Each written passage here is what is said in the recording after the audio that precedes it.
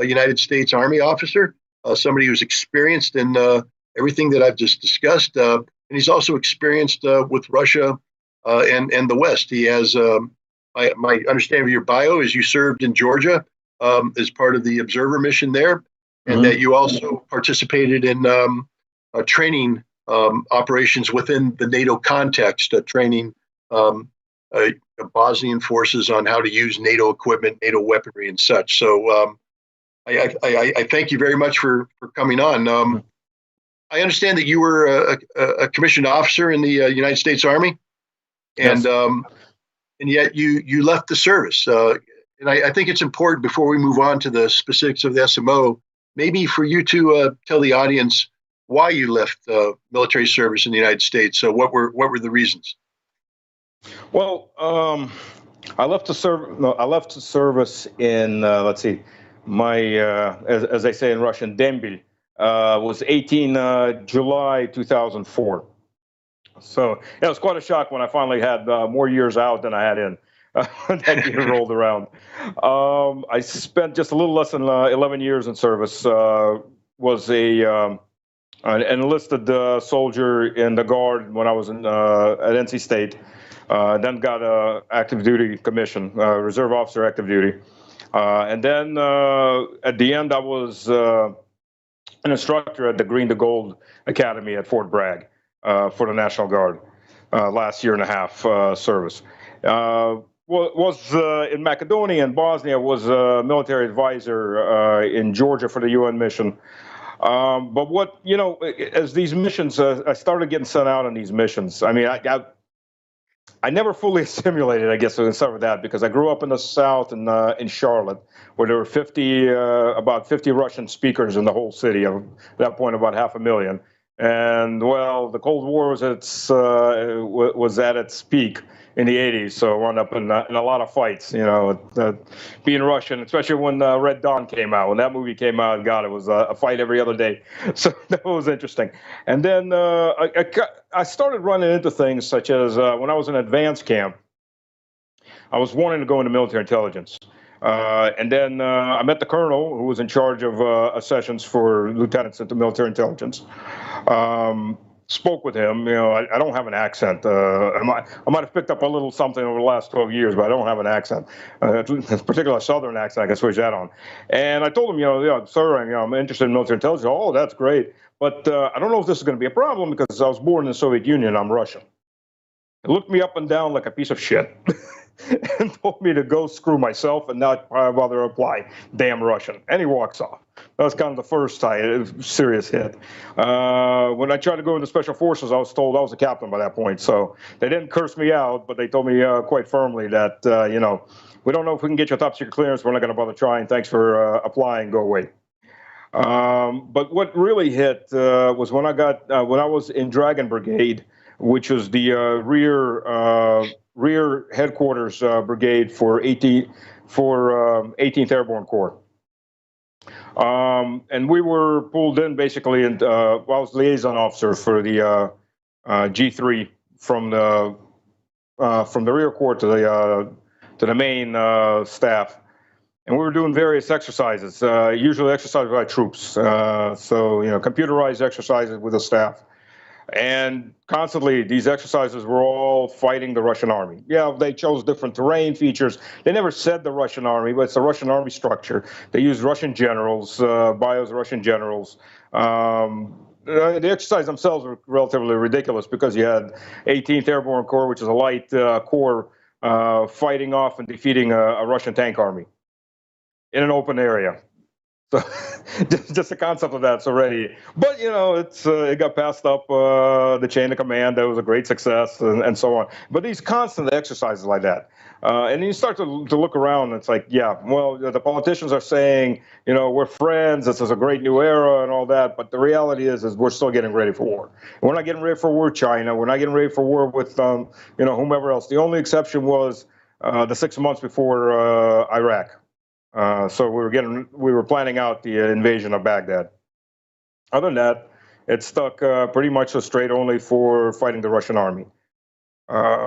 And then in places like Yugoslavia, when I was there, I start speaking with the locals, because Serbian is close enough to Russian. You can maybe not understand all the details, but you definitely get the gist. And a lot of people there speak Russian, and then the reality floods in. We see the jihadists; we're not allowed to touch them. Well, in fact, half the time we're supporting them. We see who what they're doing against the Serbs, but okay, so ignore it, drive by. Things like that. And it just started to wake up. And when 99, when Clinton was bombing Yugoslavia, that really hit home, because I had a lot of Serbian friends in the U.S., in my church. And I'd been there, just gotten back from there, and I've seen the reality of what's going on. And I've seen the Islamists building up. They're getting ready to walk all over us to get to the Serbs. They're bringing T-55s from Egypt, as an example. And all of that. So that pretty much did a good job opening my eyes on a lot of things. It's interesting, because when I was in the 80s, at the National Training Center, we had the OPFOR, which was organized to be 2 Soviet motorized rifle regiments. So we weren't making any bones about who we wanted to fight. We were fighting the Soviets. That was all we were trained to fight. But when but the difference was, for instance, if you go to the Berlin Brigade, they had a Detachment A, which was a top secret special forces detachment. And many of the people in that detachment were people born on the other side of the Warsaw Pact. In fact, they actually had a couple guys in the 70s who fought with Germany during World War II. Funny story about, they were saying how they wanted anybody who had jumped into Normandy could go back for one of these anniversaries, or anybody fought in Normandy. And there were a couple older Special Forces sergeants who raised their hand. The guy turned to one and said, "You're a German. What do you say?" And he said, "Well, I was at Normandy, but I was on the receiving end." But he was in the U.S. Army with top secret clearances and one of the most secret Special Forces units around. And when I carried out weapons inspections in the Soviet Union, we had foreign area officers, Soviet foreign area officers. Half of them had Russian names. They spoke fluent Russian because they grew up speaking Russian. So I don't understand that when we were actually enemies with the Soviet Union, we were far more tolerant of people with a Slavic background and joining and participating. But then when we ostensibly became friends with them, suddenly the door seems to be shut. And I've always likened it to the fact that during the Cold War, we actually respected the Soviet Union. We feared the Soviet Union. Therefore, we had no problem about treating them as equals. But with the collapse of the Soviet Union, and we move into the decade of the 90s with Boris Yeltsin, et cetera, we stopped respecting Russia. We stopped fearing Russia. And we started treating Russia as a second-class power. And when that happens and you lose that respect, it isn't just a political thing. It appears that it seeps down into the military itself, where one would think you would be a perfect candidate for Special Forces, native speaker, loyal American. We could use that, but they rejected you. And it appears that, and this is what I'm going to get onto the present situation. It appears the United States, in the post-Cold War environment, has always been preparing to fight Russia. That there was never a period of time where we said, no, we can be friends with Russia. We can peacefully coexist with Russia. We've always viewed Russia as the enemy. Is this an accurate appraisal, or what's your assessment? From the elites, yeah, I think that is an excellent appraisal. The people, I think that everybody took a deep breath. The Cold War's over, so we can go on with our lives and forget about it. But I don't think amidst the elites, I don't think that ever went away. I think what happened was in the 90s, especially under Yeltsin, everybody was looking at it, well, Russia's going to self-destruct. So we can ignore it, maybe push it a little here, help the Chechen jihad. They were flooding in Islamic fighters from all over the world. So they can help there, they can push here, destabilize a little. But for the most part, the Russians are drinking themselves into the grave, and they're going to self-destruct. And then when everything got switched over to the Middle East with Iraq, all the attention went there. And Russia got back on its feet. I think that's when they realized, okay, the pressure needs to go back on. And I'd probably say, I won't even say 2008 was a key role, because in 2008, yeah, Russia beat Georgia, barely, because a third echelon army that was that moved, which wasn't, I don't think that was an expectation to even move. It moved, but it fought badly. Equipment was old, tactics weren't the best, and I think that just confirmed at that point for the West that yeah, now they've got the motivation to move, but they're still inadequate and there's nothing to fear. And I think 2013 in the Crimea, that was a bit of a wake-up call. And the main wake-up call was in Syria. And Russia's got the motivation and is now reorganized and can actually carry on activities. So I think by that point, in my personal view, is when the pressure really started catching on. That push Ukraine into war. Brzezinski, he had that the Eurasian chessboard.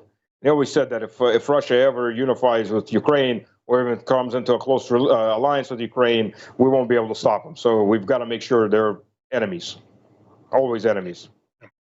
No, it's interesting you brought up 2008. I view that as a critical year for a couple of reasons. One, I'm glad you brought up the Russian invasion of or the war with Georgia. I mean, we can have a discussion about who started it, whether it was Saakashvili, moving in, or it was provoked by the South. The bottom line, though, is we know who finished it. It was Russia. Right. But my understanding is that the Russians, it's not just NATO looking at Russia. It was Russia looking at itself, saying, we didn't do very well. I think Russia was very impressed with Georgian light infantry tactics. The Georgian infantry had been trained by the Marines and by some soldiers from the United States, and they were tactically proficient and in many cases tactically superior to the Russians. Their communications was better. They just lacked the heavy weaponry, and Russia was able to steamroll through them. But the Russian tactics would not have worked against a premier NATO force. Russia would have been defeated piecemeal had they done that. And I think the Russians recognized that, and that's when they began the process of reorganizing and modernizing their military to get better equipment, better training, more emphasis on contract soldiers, things like that. And then in 2014, when they went into when the Little Green Men made a move on Crimea, people sort of woke up and said, that's a new Russian army. And then they went into Syria and they realized this is qualitatively better than anything we've ever seen from Russia. But then we have a parallel thing, that's sort of the Russian response. But even before, because the Russian-Ukrainian conflict was in August, or the Russian-Georgian conflict was in August. In April, William Burns, the U.S. ambassador to Russia, wrote a memorandum called "Niet means Niet," no means no, about the Russia's red lines about Ukraine. And he pretty much said that if NATO invites Ukraine in, it'll set in motion a string of events that will inevitably lead to a Russian military intervention in Ukraine that will cost Ukraine Donbass and Crimea. So, and yet in November, after the Russian-Georgian war, we invited Ukraine and Georgia into NATO. And it just tells me that from the very beginning, from 2008, we were embarked on a course that we knew would lead to some sort of military confrontation. Now, we decided to organize the military confrontation as a proxy war using Ukraine, and we've been using Ukraine ever since 2014, with the coup in the Maidan, and then using Minsk as a sham diplomatic shield to train up a Ukrainian army capable of carrying out offensive operations. But the Western perspective of that this was an unprovoked war of aggression on the part of Russia isn't matched by reality. Now, my understanding is you live in Russia today. Yes. Yeah, I moved back almost 13 years ago. Right. So what, just on the ground, I mean, you're familiar with, what I just said about the American perspective or the Western perspective about this war. Are the Russian people cognizant of the realities, or have they been ignorant about the threat posed by the United States, by Ukraine, et cetera? Do they understand what's going on in Ukraine today, or are they still confused? The vast majority of the people understand now. When I moved back, I told people that I should have listened, several people, that this was coming. It's what I knew, that the drive is going to be only one direction. And nobody wanted to listen to that.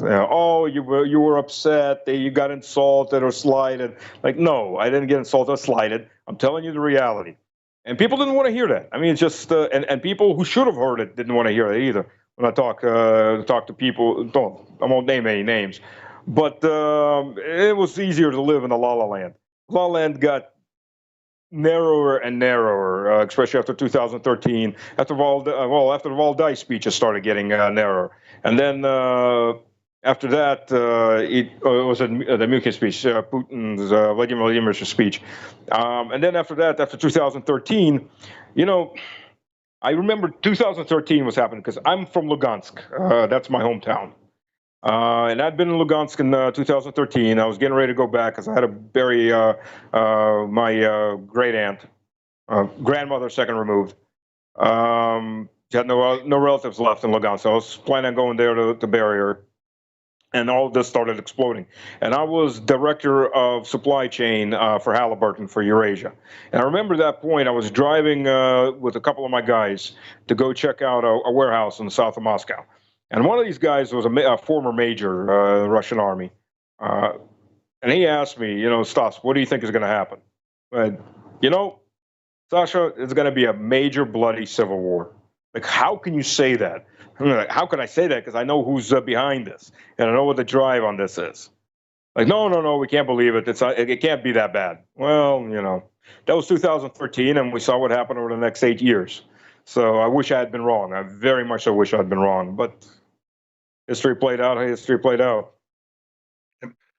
So now here we are in this proxy war between NATO and Russia, with Ukraine as the vehicle for this war to take place.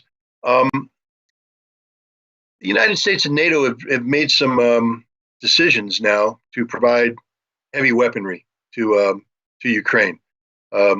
Challenger 2 tanks, Leopard 2 tanks, Marder fighting vehicles, Bradley fighting vehicles, etc.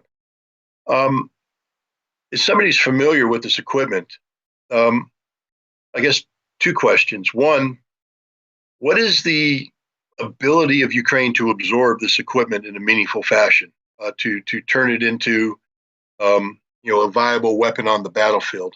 And two, if they're able to do that, does this equipment represent a game-changing technological advance for Ukraine? Will this help turn the tide in favor of Ukraine against the Russian forces? Just from your opinion, as somebody who is familiar with this technology.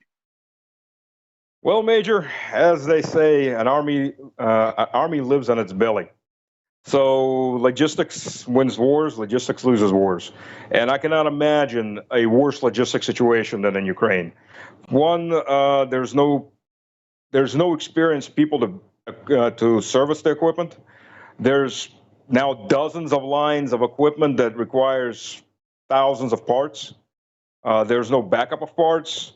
If you're gonna repair equipment, then you got to shove it back over to Poland. So you got to move it back another 500 kilometers out, by roads that are getting hit, by rail that's getting knocked out. Get it across the border, get it fixed, bring it back in. Okay, so all right. So if you've got a tank brigade, you've got 2, 3, maybe you got 7 spare engines. If you're an Abrams tank, okay, that doesn't last very long. Level 3 service on an engine, if it blows out, that's taking it all apart. Can't be done in Ukraine. So you got to shove that on a train or in a truck and drive it back out to Poland. I mean, that's a disaster. And for any army to have to deal with that, I think half the logistics people probably already, if they haven't hung themselves, they'll shoot themselves before this is over. I can't even imagine the pressure on them. And then, military logistics tends to be very, very well organized. It has to be. It has no other way. And I can't imagine the nightmare for this. I'm glad they're having a nightmare. Don't get me wrong. Because my friends are on the front. I've been down to the front line. Going back again. We're bringing help down there, equipment and various materials. And I know what they're going through. So yeah, I'm glad Ukraine's having this nightmare. I am biased. I'm gonna say I'm not biased, and I do have a dog in this fight. But as for any army to have this many different types of equipment, a hodgepodge, I don't think this is going to transform much of anything. First of all, there's not that much of equipment coming in, at least right now. Yeah, sure, you can make an armored fist for a brigade-sized element, maybe. One brigade at this point in this war isn't going to change anything. The special operation is swollen to over 400,000 soldiers on one side. I guess you could say close to about 500, 600,000 on the other side, though most of these guys aren't really soldiers. Pulling a guy off of the street who was a tractor driver or a farmer and giving him a rifle, 2 weeks of training, and throwing him out there. It's just creating meat. I mean, it's cannon fodder. But the fact is, sure, you can make a limited armored fist. And then again, if they're incompatible tanks, if you're throwing in different equipment, servicing them, this is a one-time ride. So when they get attrited, there is no effective way of replacing them unless the Germans or the Poles or the rest of NATO is just constantly going to be pushing more and more tanks in. But for the most part, I mean, this is a one-time shot. They're done. They're hit. They're damaged. They're not going to get pulled off the battlefield and sent back in any kind of volume back up to Poland. Not in my opinion, anyways. I don't think that's going to happen. And if they're on the defensive, then there's absolutely no chance of that equipment ever getting reinstated.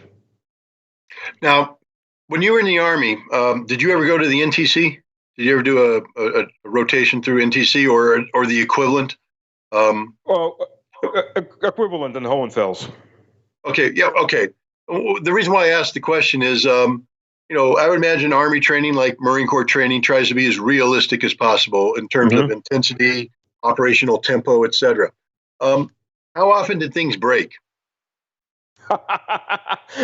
Well, let's begin with this. When I got to Germany, my first shock was my first tank platoon, a brand new second lieutenant out of Armor School of Fort Knox. I get to Germany. My first tank platoon, out of 4 tanks, I had 1 reliable tank, 2 questionable tanks, and 1 tank that was always broken. And the reason for that was we didn't have spare parts. I mean, as stupid as that sounds. And I explain that to people because they think, oh, America's got this huge budget, the Army's full of everything is like, no. By the time the contractors and everybody up top takes their share and their rollback and kickback and whatever, but what gets down to the line units is squat. My pads on my tanks, our entire company had no pads. So our cooling tubes on our tracks were getting crushed. So the bolts were overheating and the tracks were coming apart. So we finally get these pads in, just as a great example for the audience. We finally get these pads in, and they come in on Friday at 5 p.m. The XO of the company decides he wants to go drinking. So the hell about grabbing a couple enlisted and moving all these pads under lock in the garage, the company garage. He just leaves them out there. Monday morning, Alpha Company has nothing. Beta Company has all brand new pads. my NCOs were great scroungers. When you start explaining scrounging, like, we're just stealing from each other to make ends meet. And it's ridiculous. So, yeah, when it comes to an Abrams tank, the average is, or the rule of thumb is, for every hour of use, 2 to 3 hours of maintenance.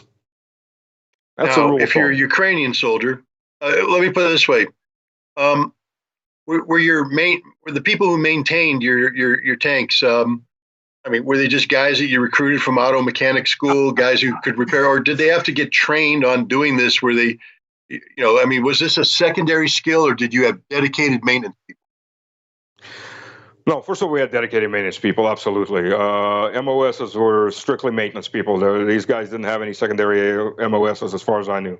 So from day one, from after basic, they went to advanced individual training, and that was all maintenance. So these guys are experts.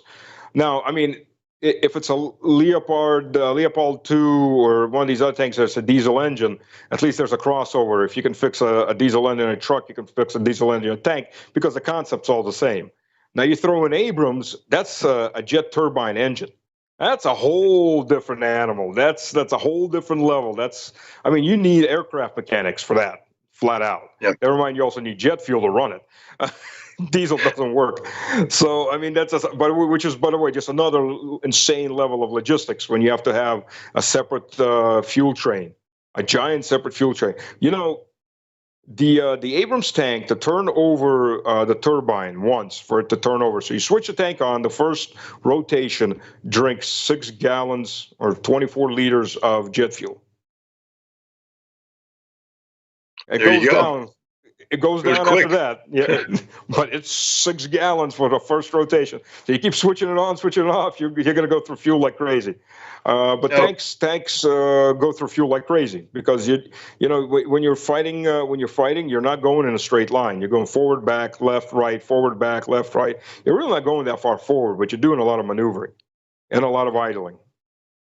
But now, when you trained in Hohenfels, the training area, would your tanks go on well broken in trails and across known terrain features and such, or were you just freewheeling going across country? You know, and what I'm trying to get at is I think there's a difference between training, even realistic training, and combat operations and the wear and tear it puts on vehicles. That in combat operations there are no rules. You're running over anything and everything in order to stay alive. You're putting more stress on sprockets, on bolts, on suspension, on transmissions, on everything that cause things to break down. So even in a normal 1 operational hour, 3 maintenance hours, that probably even comes close to doubling in combat conditions. Oh yeah, I mean, okay. Well, being Germany, you still had restrictions because they have insane laws as far as protecting nature. So yeah, depending what area you're in, you can what lanes you're running. Certain lanes you're pretty much bound to the terrain feature that the lane dictates. In other areas where it's freewheeling, yeah, you go anywhere you want. But yeah, the terrain. You know, I had one tank, and we're getting ready to finish, but there's this huge puddle, as ahead of us, not a huge, like a small pond almost. And my driver's like, "Sir, I don't want to wash the tank. Can I go around it?" I'm like, "Okay, try go around it."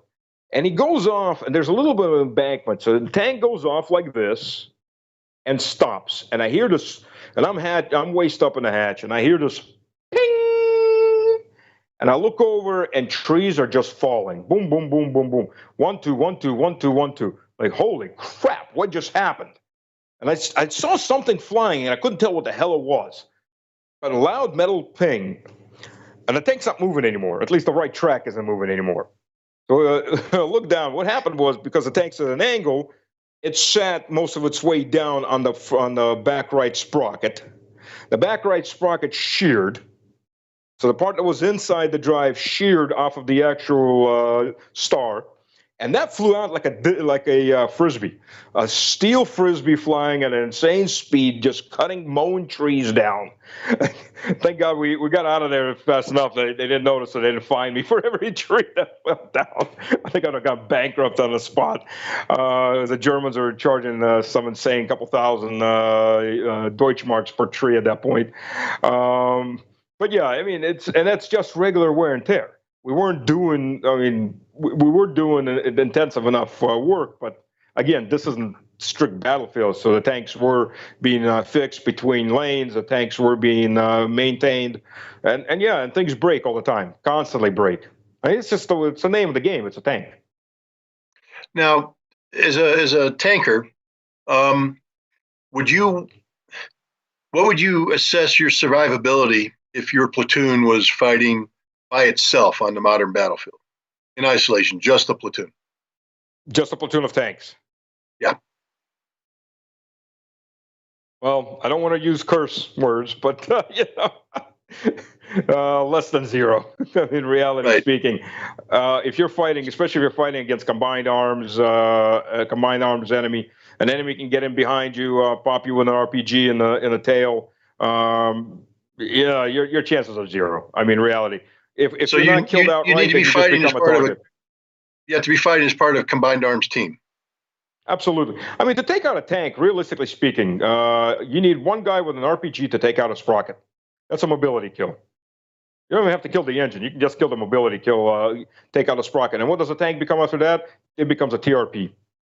It's just waiting for its artillery round to end its life. And it'll come soon enough. So, yeah, 0 survivability chance. Now, how easy was it to train with infantry? Could you just be introduced to any random infantry unit and you suddenly become an effective combat team, or did you have to train with them over a period of time to develop combined arms tactics? It's a good story, if I may. We were at Fort Bragg training. We had a combined arms going against airborne troops. So we're going across this drop zone. We had a platoon of tanks. We should have had two platoons, but we had broken tanks. So we had a platoon of tanks, and we were down to a platoon of Bradleys charging across the battlefield. And I'm leading this charge across the battlefield for the company, moving my company forward. And on the wood line are airborne troops that have never dealt with tanks before. There's a thing that used to be called cavalry shock or horse shock. It's now called tank shock. And I've heard about it, I read about it, when a wall of horses are riding down infantry that aren't ready, the infantry will break and run, even though if they're in a better position. It's just when the ground starts trembling and they start running. Well, same thing happened in this case. We come charging in across, and charging in is a very, well, I can't even say charging in, because a Bradley across an open field can't go more than about 20 miles an hour, max, because the infantry inside are getting tossed around, even though they're seat belted in. And if you go any faster than that, they're not fit for combat when the door opens up and they fall out, puking their guts out. So the tanks can't go any faster either. So your speed of mobility is your key, but you're not able to go with a Bradley speed of mobility. So you're stuck going the speed of the Bradleys to try to defend the Bradleys. And we're getting popped. We're getting popped by javelins, a couple javelins from the tree line. But we made it across fast enough, and it's silence. I run my tank right in the middle of the headquarters. Nobody's there. There's one team left with a javelin out on a little crop of trees at the edge of the field. And I can't get to him. Nobody could get to him. So I told my tank driver, back up, turn the tank, and we charged through. Of course, I'm not out to kill them. This is training. Those two guys run for their lives. The sergeant runs up there waving his hands, don't kill us, stop. And obviously, we're not going to come over. So he surrenders. Fine, battle's over. And you start looking around, and there's no one there. The line is empty. And after about 5-10 minutes, onesies, twosies, threesies, the guys start coming back. Head held low, and they start coming back. And it's talking to them, and it's sand. The terrain in Fort Bragg is all sand, so it vibrates really, really well. So you got this line of about, they had actually 5 tanks and 3 Bradleys charging across this open field. And they could feel the ground shaking, and they panicked. Even knowing this is training. We're not out here to kill them. This is just training. We're using the laser systems. And they ran. The entire defensive side, I think it was a company-sized element, they ran. They panicked, they broke, and they ran. So that was an eye-opener. I mean, really an eye-opener. What if you're dealing with untrained or 82nd Airborne is not untrained, but you're dealing with people inexperienced around tanks, around these big machines, they will panic. They will definitely panic when they're on the receiving end.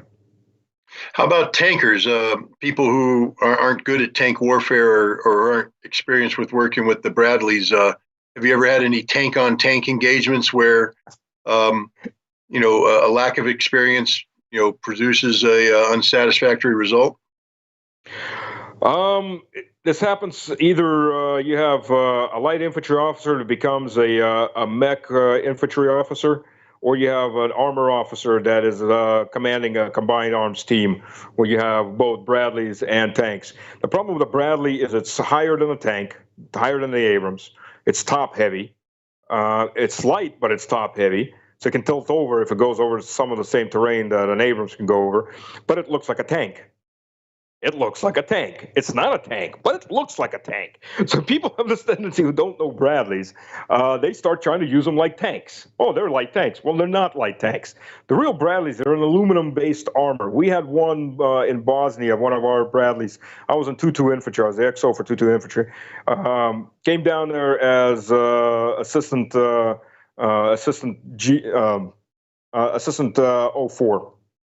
for the brigade. It's a transportation officer. I was armor officer, but they put me in a transportation officer slot because they had too many armor officers at that point, not enough everybody else. For whatever reason, they started flooding Germany, and this is what, 96, 95, 96, 97. They were flooding Germany with armor officers. But nobody else. So they started shoving us in whatever position they could shove us in. So I moved the brigade down into Bosnia, and then we were combined with division headquarters, and I got the hell out of headquarters because I was bored, silly with that, and got myself transferred to 2 infantry. This is Big Red 1. Got myself transferred to 2 infantry, became their XO for about 7 months. I was down there before they pulled me back up to move the brigade back up. So yeah, I was at this point, I was a senior lieutenant, first lieutenant. So yeah, a lot of people go, oh, no way you could have done that. But yeah, well, it happened that way. And it was an interesting period of time. So they had an interesting career with that. And in fact, I was a Russian speaker also helped because it got me into some assignments that otherwise there's no way in hell I would have gotten into. I was the only Russian speaker around. So yeah, okay, Stas, come on. So with 2 infantry, we had one of our Bradleys go up in flames. Don't know if it got hit or if it was a mechanical fire. It was a bang. The guys were lucky. Nobody got killed. The guys were able to get the missiles off as the fire started. Now, the 20 Mike rounds, and it was mostly anti-infantry rounds, so basically 20 Mike grenades. They were full load, was in there, and you couldn't do anything about it. The fire spread too quickly. Machine started burning. They got out. So the machine was burning for 4 days. It was shooting off for 3 days. And at the end of the 4th day, all that was left was 2 semi-melted tracks, 1 tungsten steel autocannon, and a giant pool of aluminum. I mean, that thing went up fast, and it just kept burning. It's not a tank, but everybody keeps trying to use it as a mini tank. So if it's going up against anti-armor weaponry, it's dead. It's gonna die. I mean, the Bradley is just a giant target. I mean, it's an ill-conceived machine. If you ever watch the Pentagon Wars, they do a great clip on how the Bradley was designed. But on a battlefield, I mean, the Bradley is just the wrong vehicle for the wrong type of warfare. Abrams is a good survivable tank in the combined arms, not the Bradley. Okay, here's my last question. You said that you traveled down to the front lines. And yes. Without giving away anything, I don't want any insight into Russian capabilities. But you told the story about the 82nd Airborne running away from tanks, fleeing, and we know enough about the 82nd Airborne to know that they're not cowards. They're not poorly trained. No. They're motivated soldiers. Are the Russians going to run away when they're confronted with Leopard tanks, with Bradley fighting vehicles, with all this new equipment coming in? Is it something that's going to overwhelm Russia, or do you think Russia has what it takes to deal with this new level of escalation coming out of NATO? Well, first of all, as far as the 82nd Airborne, they ran away the first time. When we replayed the exercise, second half of the day, nobody ran. Because the tank shock, it's usually an initial, when people have never faced tanks charging into them. That's one. Two, not to stroke my Russian ego here, but Russians we don't like giving up. It's just surrender is just a bad word, and which is why this war is going on so much, because on the other side, we have also Russians.